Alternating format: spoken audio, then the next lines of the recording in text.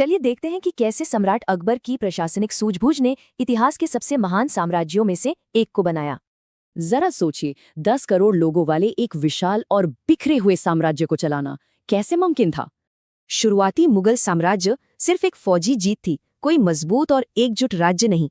तो आइए समझते हैं कि रेत पर बने इस साम्राज्य को चट्टान जैसा मजबूत कैसे बनाया गया।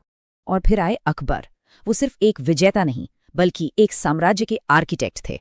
उन्होंने पूरे साम्राज्य को सूबों, जिलों और परगना में बांटकर कंट्रोल को आसान बना दिया।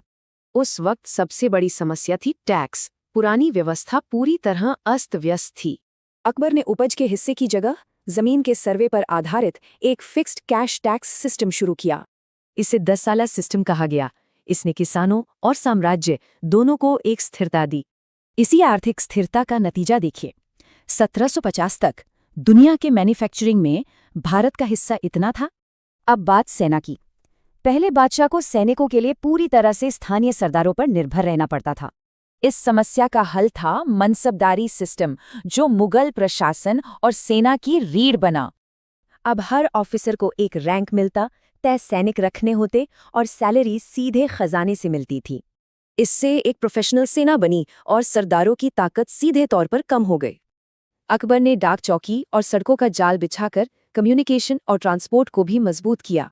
लेकिन एक और चुनौती थी, अलग अलग धर्मों और संस्कृतियों वाले लोगों को एक साथ कैसे लाया जाए। अकबर ने तीर्थ यात्रा कर हटाकर और आपसी संवाद को बढ़ावा देकर सबको जोड़ने की कोशिश की।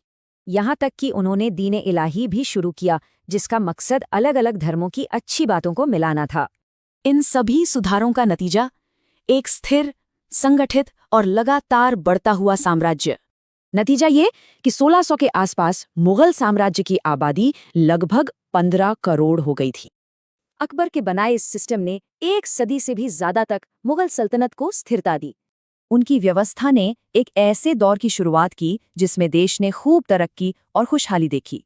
तो उन्होंने हर बड़ी चुनौती का एक सोचा समझा और कारगर हल निकाला। असल में अकबर ने वो ऑपरेटिंग सिस्टम बनाया जिसने एक जीत को स्थायी साम्राज्य में बदल दिया। तो सवाल ये है कि ज्यादा शक्तिशाली क्या है, एक जीतती हुई सेना या एक कुशल प्रशासन।